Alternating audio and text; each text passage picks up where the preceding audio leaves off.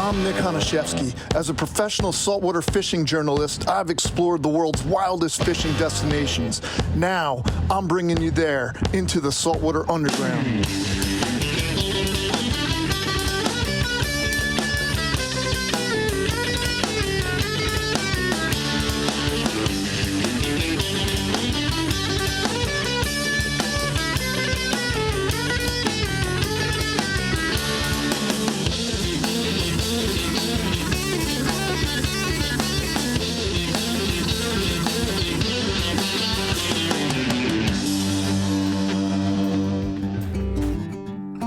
This episode of Saltwater Underground is going on a southern road trip. There's a secret, treasured stretch of coastline along the southern outer banks of North Carolina, a quiet, stunning area aptly named the Crystal Coast. Sleepy and sublime, the Crystal Coast is often overlooked in the shadow of the outer banks. Its naturally charming state beckons redfish and sea trout anglers from all over the world to come sample its bounty. With redfish on my mind, I hooked up with some die-hard local captains and brought along good local friend Wayne Justice to guide us into the treasure trove of backwater opportunity. The only question was, how successful can a Jersey guy like me be fishing these southern waters? The Crystal Coast spans from Morehead City down through Emerald Isle. Wayne and I hooked up to fish the upper stretch of the Morehead City waters, lined with its myriad bountiful back creeks, oyster bars, and flats, where redfish and speckled sea trout stage to gobble down shrimp and peanut bunker on the shifting tides. After a solid night's sleep at the Basque Hotel's comfortable suites and rooms overlooking the famous Big Rock Landing, I grabbed a warm breakfast at the Basque, then headed out to meet up with Wayne to get the game plan together for redfish. All right, I am super jazzed to be here in Morehead City, North Carolina right now, specifically because I'm meeting up with one of my old school buddies, Wayne Justice, who works for the North Carolina Aquarium System. Now, Wayne says he's gonna guarantee that he's gonna put us on some redfish today, so let's meet up with Wayne. Hey, buddy. Hey. My man. What's up, brother? How you been, all right? Man, everything's good. Glad to finally get to get down here to the Crystal Coast again. It's been a couple years. That's right. We've been looking forward to this day for a while. What's the plan? What are we going to do? Yeah, we're meeting up with Captain Joe Tunstall, one of my best friends down here. He runs Carolina Traditions Guide Service. All right. So, it's been a pretty good redfish bite. You know, we're just coming into the beginning of our fall season. We've had that north wind switch, a little bit of a mullet run starting up already, and still a lot of bait moving in the backwaters though, so I'm confident we'll be able to find some red, maybe some trout. All right. Never know. Well, we got a beautiful day to start, so. Yeah, it should be just right before the system comes through. All right, let's get ready to rock and roll. Yeah, let's do it. Captain Joe. What's happening, guys? What's up, sir? Hey guys, how y'all doing? Wayne, good to see you again, brother. How you been? Just some last minute rigging in, man. Slide that right in there, dude.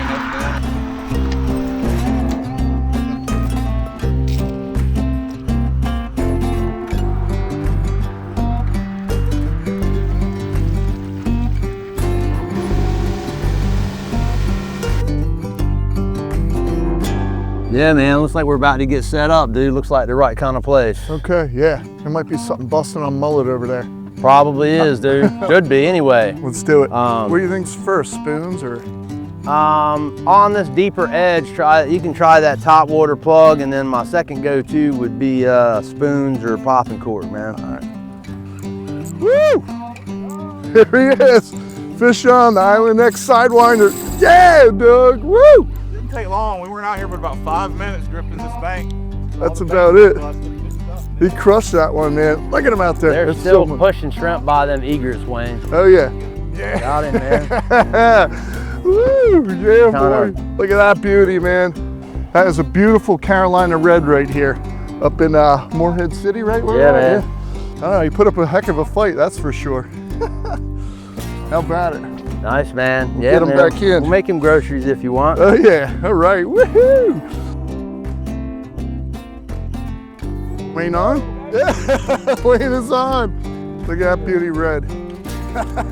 Population. Saltwater redfish, baby. It don't get much better than that. That's it. Just how you're working it across the surface, pretty slow, right? You know, when they're fired up, it doesn't matter much. Yeah, I think yeah. they'd eat a daggone wrench if you threw it out there. Yeah, yeah. At the same time, Cut yourself. at the same time, there's times when cadence matters. I don't think color matters as much as just being able to work that lure and getting rattled. The Being in sound the right of what place. popping cork Yeah. works too. Yeah, being in the right place at the right time, man. That's where exactly it's right. at. All right, well, we got an eater. Joey. Yeah, man. Woo! Rocking and rolling. That's 2 down, more to go.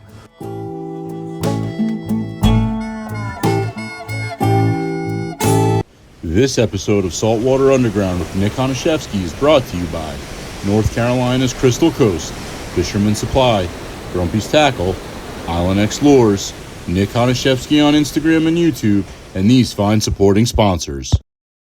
This episode of Saltwater Underground with Nick Honashevsky is brought to you by North Carolina's Crystal Coast, Fisherman Supply, Grumpy's Tackle, Island X Lures, Nick Honashevsky on Instagram and YouTube, and these fine supporting sponsors.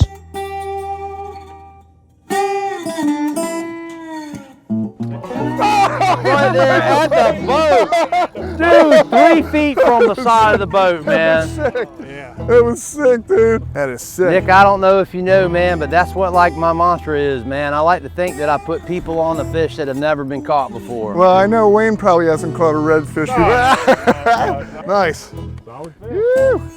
Another one on the deck. Carolina traditions, baby. Woo. You know, there's certain things that we try to do to make sure that the ones that we do release have the highest chance of survival. The first thing first is having a rubber net to land it with, handling the fish as little as possible with wet hands, and then using the pliers. You know, appreciate the time that you've got with it. This is what you're out here for. But That's right. when it comes time for the release, you just want to make sure that you're here boat side with them. Catching them is fun, but letting them go and watching them kick out of your hand is just as much fun. Bam, look at there.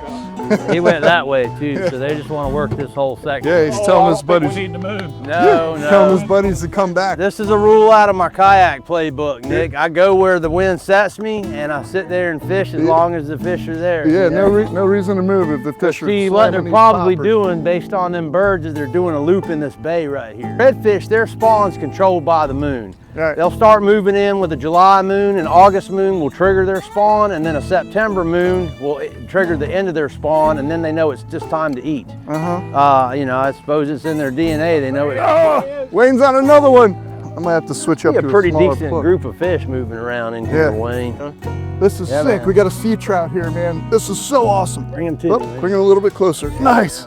We got speckled trout right here. This is so sweet. Where This did I is, put my you know, you tank? get the redfish and Oh, the I put speckled it trouts forward. here in the backwaters for the most part. So we're gonna tag this one, you said, for conservation efforts? Yeah, North Carolina Department of Marine Fisheries has had a tagging program for these fish for a number of years. Uh-huh. It's given us a lot of information on where they're going and their movements. Okay. We're gonna get this done real quick and get him right Yeah. back out in the water. Let's get him in. Nice catch. Having the research that we get from tagging studies like this is really important from a management perspective, especially for spotted sea trout in our area. We're, you know, North Carolina's towards the northern end of their natural range, and we see cold kills some years when it gets really cold, where some of the fish will stun, some of them will die. And they have to manage these areas and have closures for some of those fisheries. So having a better understanding of the resident fish and the migratory fish and some of their migratory patterns, that's what we get from these tagging studies. So it goes a long ways to helping to gain a better understanding of their movements, their migrations, and better management strategies too. Captain Tunstall put us on the first reds and specs of the day with some more surprises to come. But Wayne also had something up his sleeve to put together a true backcountry meal. Wayne's feeling hungry. He's gonna grab the cast net and try and get some shrimp for the grill. Yeah, I see him popping away. Yep, got him in there. Got some shrimp. Oh, Wayne's got some shrimp. Nice shrimp How too. about that? Check these out. What Wayno just got us.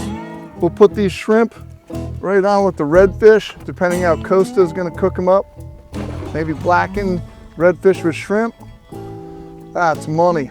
Nice work, Wayne. Shrimp sandwich.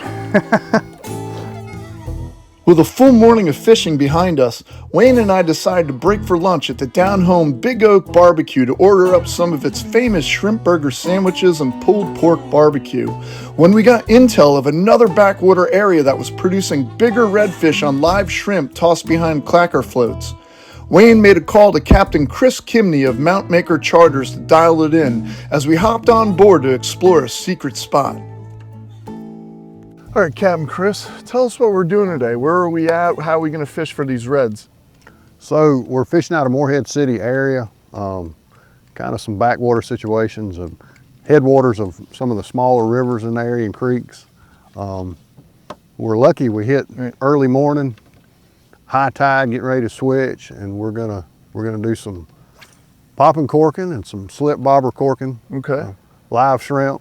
Throw a little top waters first thing, mainly targeting redfish, speckled trout. All right, well, let's get on with it. Let's go.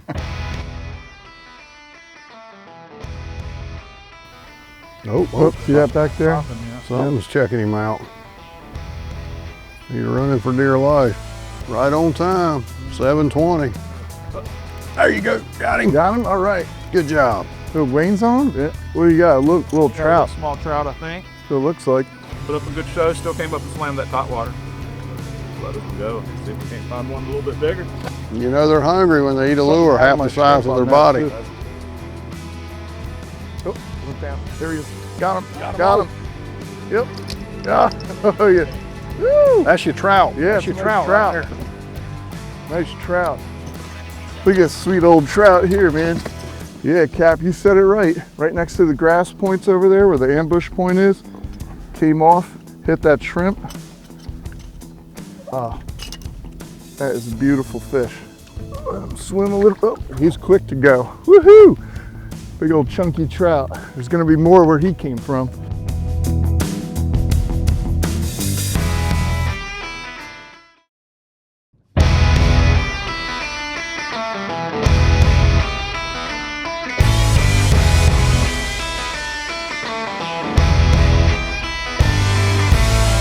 There you go. There he is. Got him. That feels like a red. That is a red. Oh yeah. All right. Just what the doctor ordered. Yep. One, two. You gotta love a popping cork and a circle hook. Yeah. Look at that little. Get him in there. All right. Yeah. Hey, good job, man. Good job. That's a beauty. Beautiful redfish, man. Hit that shrimp. The shrimp was jumping out of the water around the popper. Then we saw that boil. And after we boiled, then the popper went down, the clack float went down, and reeled up really slow and tight, and the circle hook works. All right, Carolina red right there, man.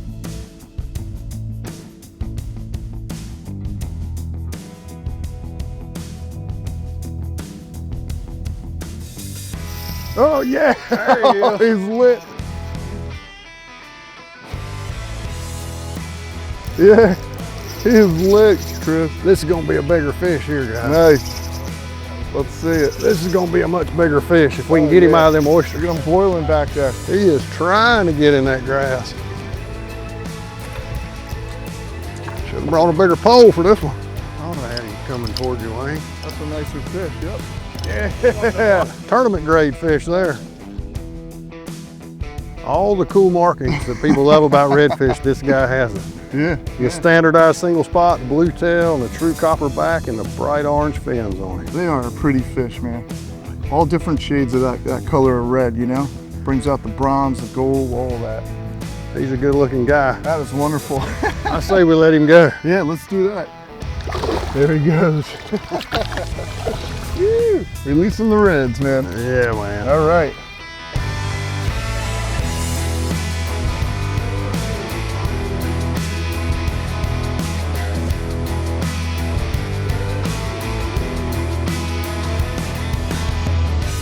Oh, doubled up, man. Me and Wayne both back to back, second to second.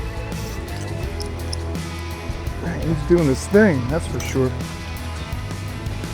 This might be a better fish. Yeah, this little chunk. Yeah, that one there. I think he's gonna be over. Yeah. He's very close. That's a nice fish.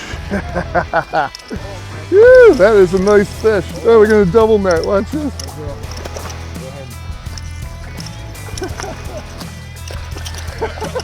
Works everywhere. Two in there, baby. Woo! Look at that, man. Doubled up. Good job, guys. Captain Chris putting us right in the drum honey hole right there. Look how beautiful that fish is, man. That is stunning. Stunning fish.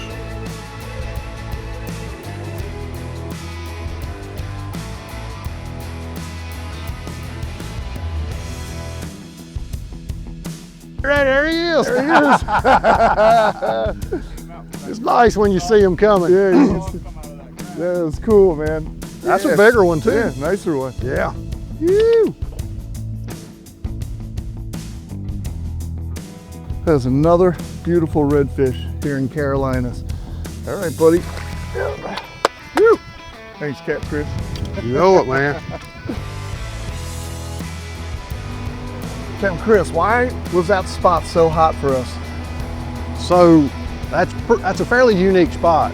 It's surrounded by a huge marsh system that has basically 3 creeks. Right. And that marsh system is really vast, and it has small pond areas that you can't access by boat. Right. Not even a technical skiff can get in a lot of it. Those redfish, they will swim just about as shallow as they can. We call it belly crawling, where they're almost running the ground. So as the tide gets high, they go in that grass and they can meander and feed, and that's where you hear all the tales of tailing redfish, and you see the big schools. So as the tide starts out, it forces those fish to come out of that flooded grass and those shallow ponds back to the edges of the marsh system where there's little deeper areas. And where we were at was a funnel point. And so as they're coming out, it basically funneled them right to us. And we caught them really good. I'll tell you what, so I got to thank you so much, Captain Chris, for taking me and Wayne out today, brother. What a day red fishing, man. With plenty of scrumptious redfish fillets in the cooler, it was time to drop by the Catch 109 restaurant to see what magic Chef Anthony could conjure up.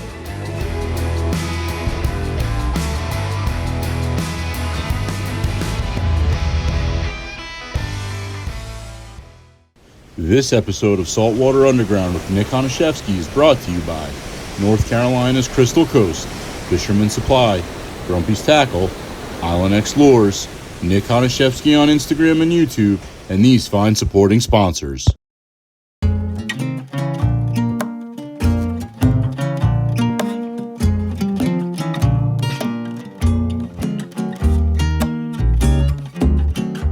What's going on, brother? What's up, Joey? All right.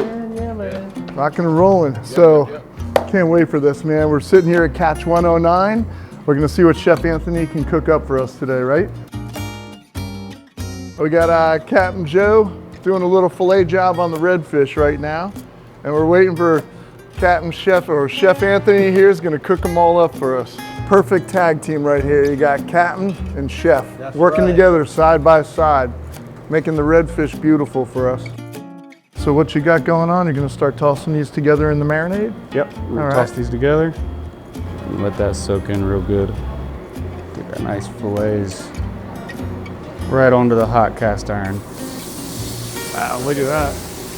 You know, a lot of people overlook that when cooking that redfish. You got to make sure your pan's hot. You gotta have that hot skillet, man, when you put it on there. That's the key to searing the flavor in, getting the texture and the color right, and making sure that all the goodness doesn't just come right out of there. Absolutely, no doubt about it. Get a nice little marinade on them. We'll hit them right here on our other hot cast iron.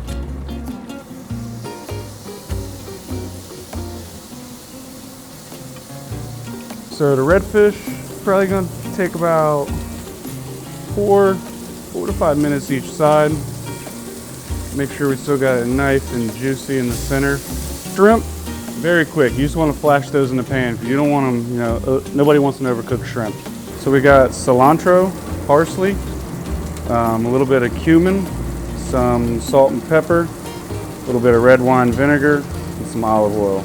And take the rest of this back, cook it up on the big grill, get it all nice and plated for these guys, and bring out some more food.